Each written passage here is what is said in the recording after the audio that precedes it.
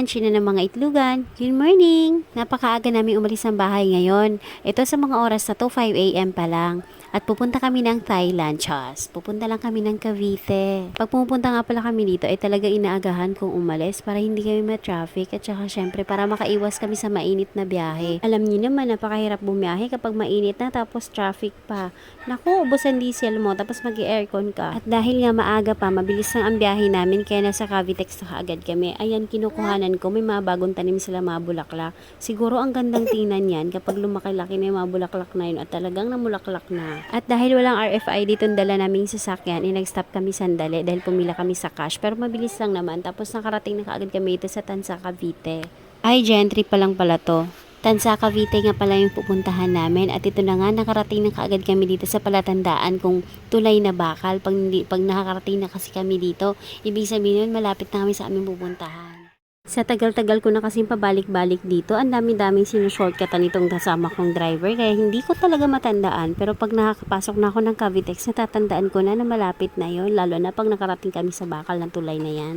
At ayun nga, kung nakita niyo yung bakery kanina, doon ako nakakabili ng mga malalaking monay. Talagang napakalaki, parang kasing laki ng unan. At ito na nga, gising na nga itong aking bunsong itlugan. Ang sarap kasi ng tulog nila papunta rito, lalo na sa biyahe kasi napakasarap talaga matulog pa itong si kuya ang nagdadrive. At dahil gising na nga itong aming bunsong itlugan, naghahanap na ng pagkain. Kaya dumaan muna kami ng pandesal doon sa may labasan. At ngayon naman ay papasok na kami dito sa aming pupuntahan talaga. Hindi ko pa kasi pwedeng sabihin ngayon dahil hindi pa ako nakapagpaalam at hindi pa ako nakahingi ng permiso kung pwede kong i-post itong pinupuntahan namin dito.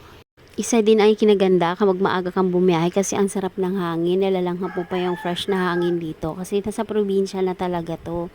O diba, green na green, tapos meron pang rice farm sa tabi, madadaanan mo lang. Naaalala ko talaga yung buhay ko noon sa probinsya nung mga bata pa kami. At marami-rami na rin pala nakatirang mga tao rito sa madadaanan lang papunta doon sa pupuntahan namin. Kaya hindi na siguro nakakatakot dito kapag gabi. Ang sarap siguro kung pagising mo sa umaga, ganito yung tanawin, tapos ganito kasarap yung hangin na malalanghap mo. Sana someday makakuha ko ng lote dito. Pangarap lang naman eh, malay mo pala, diba? At ayan, nandito na kami at ang beauty ko nga ang unang sumalubong kay Haring Araw. O, diba? Apakagandang tanawin. Ang ganda ng tanawin at ang ganda rin na nakadungaw. Ciao! Pero hindi etchos, napakaganda talaga ng tanawin dito, lalo na kung ikaw yung taong laging stress, ma-appreciate mo talaga to. At syempre, hindi kompleto yung nabili naming pandesal kanina kung walang kape. Kaya naghanap ako rito ng may bibilhan ng kape. At may nakita naman akong maliit na tindahan, nagtitinda siya ng kape at nagtitinda din siya nitong Japanese cake. Kaya bumili na ako para sa aking mamaliit na itlogan kasi nga gising na sila at naghahanap na ng pagkain. Bumalik na nga kagad ako sa sasakyan at tamang-tama dumating tong suki ko rito. Nagtitinda siya ng bibingkang bigas. Kapag napunta talaga ako dito, ay bumibili ako sa kanya pag natataon.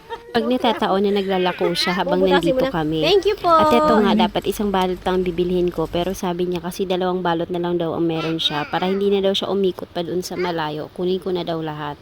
Ayan, kinuha ko na lang lahat. At worth it naman talaga to. Masarap talaga yung bibingka niya. Ito nga, busog na itong aking bunsong itlogan. Kaya ayan, nagpupumiglas na. Gusto nang maglakad-lakad sa labas. Tamang-tama din naman tapos nang kumain si kuya. At lumabas na nga yung aming pakay dito. Kaya maya-maya pa, ay tapos na rin kami sa aming pakay dito. Uy, puro pakay! Ayan, dahil mahilig naman siya sa aratilis, yan yung pinandibang ni kuya sa kanya. Pinitasan siya ng mga aratilis, tapos itong si kuya naman niya, nilagay sa isang plastic. Tapos bumalik na rin kami sa sasakyan. Ayan, naka-plastic yung mga aratilis niya. At sarap na sarap talaga siya dito sa mga aratilis. Pero syempre, hinugasan naman namin yan, no? Hanggang sa nasanay na nga siya at tumatak na sa isipan niya na pag pumunta kami dito, aratilis talaga ang hinahanap niya. Nagtuturo agad din siya sa mga puno. At sumasakto din naman, hindi nawawala ng bunga yung aratilis dito. At dahil nandito na rin kami, libre ang gabi dito. Kaya itong kaibigan ko, dinalhan ako ng gabi. Daling ko din ng Maynila at gulayin ko. At sabi ko naman, oo nga, masarap yan ilaing. O siya, maraming salamat kaibigan. At tapos na nga kami sa aming pakay rito, kaya pauwi na kami. May tanim din silang mga tubo dito o kaya sugarcane. Minsan kapag may mamagulang na dyan, binibigyan din ako. Kaya lang sa ngayon wala. At ayun, tuwang-tuwa nga yung mga bata kasi nakita nila may tumatawid na baka. Baka sa susunod pag kinata yun, mabibigyan din ako. Chas. Ito, palabas na nga kami rito at nadaanan namin yung palayan. Tuwang-tuwa yung dalawang itulugan ko ditong maliliit. At ayun nga, na-appreciate na nila dahil gising sila. Kitang-kita talaga nila at talagang langap nila ang masarap na simoy ng hangin. Tulad niyan, talagang gusto niyo pang makasin sa bintana para maramdaman yung hangin. Kasunod anak, pag nag-ani naman ng mga palayan, baka makadilihensya din tayo dyan. Sarap naman ang Alas 10 na pa ng umaga, pero talagang napakasarap pa rin ang hangin. Kaya okay lang talaga. Okay lang talaga yan mga anak. I-enjoy nyo yan dyan para makatipid din ako sa diesel. At kita naman talagang nag-enjoy sila dito sa simoy ng hangin. Idinahandahan lang din ni Kuya ang pagdadrive para mas maramdaman nila at mas matagal kami dito. Okay. Oh, para lang talagang nagbakasyon sa probinsya. Oh.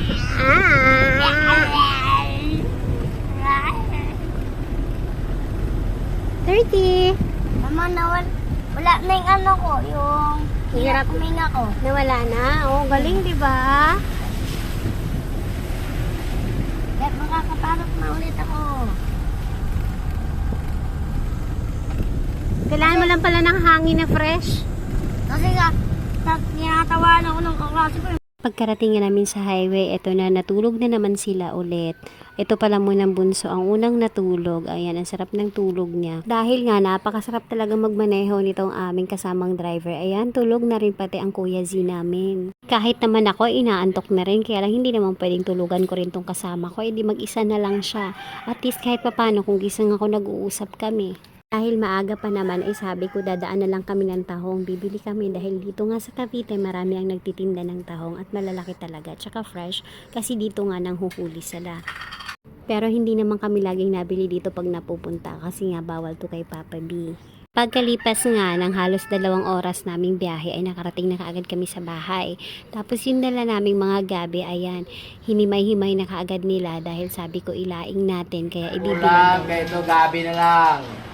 Sa sobrang ng hirap, kumuha kami sa bukid ng gabi. Ngayon, Sana all malapit sa bukid. Ang sisipag ng mga yan. Kala mo? gagataan para magkaulam. Di ka gulay, di ka kain. Di ka pitas, di ka luto. Ano para ba ito? Magkamantya. Oo. Grabe mantya ito. Di ka mantya? At nga pala, pagkarating namin dito sa bahay, kakainin daw ni Kuya Z itong aming nabiling malaking monay. Napakalaki naman talaga, parang kasing laki ng unan. Halos hindi magkasya dito sa plato.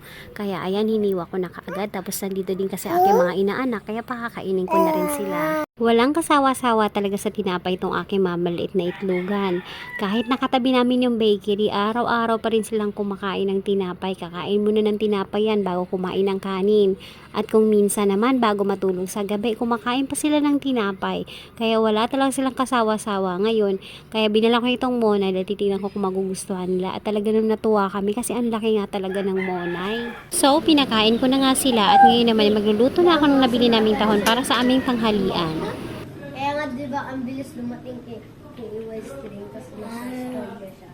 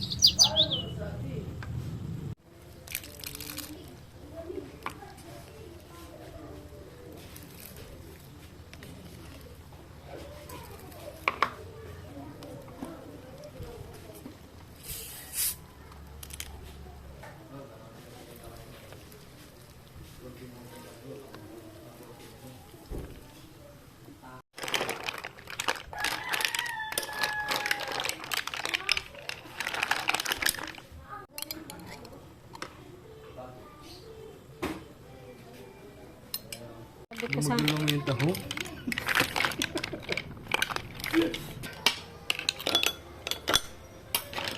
At ayan, naluto na nga aking masabaw na tahong. Syempre, sabaw is life, kaya malamang ang luto ko dito ay may sabaw na naman.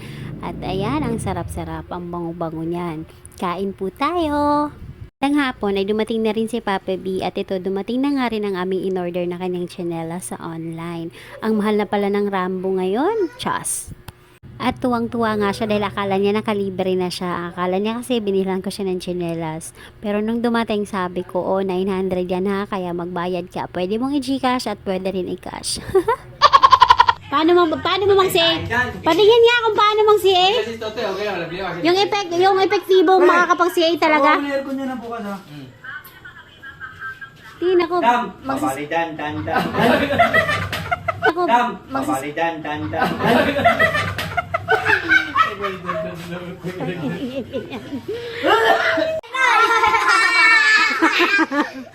May chocolate! Akin chocolate! Chocolate! may nanalo na.